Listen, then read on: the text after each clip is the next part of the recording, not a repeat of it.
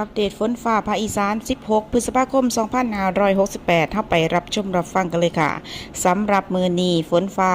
ภาคอีสานจะเป็นดังต่อไปนี้ จะมีฝนฟ้าคะนองประมาณ160ของพื้นที่และมีฝนตกหนักบางแห่ง เน้นเลยหนองบัวลำพูอุดรธานีบึงกาฬสกลนครนครพนม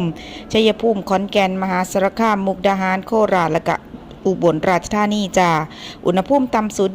23-25 องศาเซลเซียส อุณหภูมิสูงสุด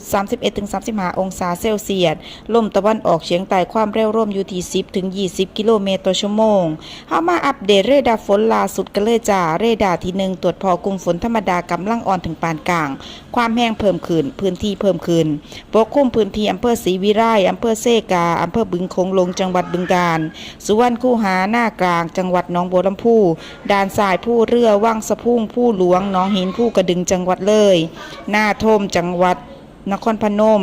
ลมกาวเขาคอนำหนาวจังหวัดเพชรบูรณ์พนมดงรักจังหวัดสุรินทร์บ้านกรวดจังหวัดบุรีรัมย์ค่ะถัดมาเบิงในส่วนของเรดาร์ที่ 2 เรดาร์ที่ 2 ตรวจพบกลุ่มฝนอ่อนถึงปานกลางอยู่ในเขตอำเภอสุวรรณคูหาจังหวัดหนองบัวลำพูอำเภอเมืองบึงกาฬบุงคราบึงโขงหลงจังหวัดบึงกาฬและก็สปป.ลาวจ้าคลิปนี้ลาไปแล้วสวัสดีค่ะ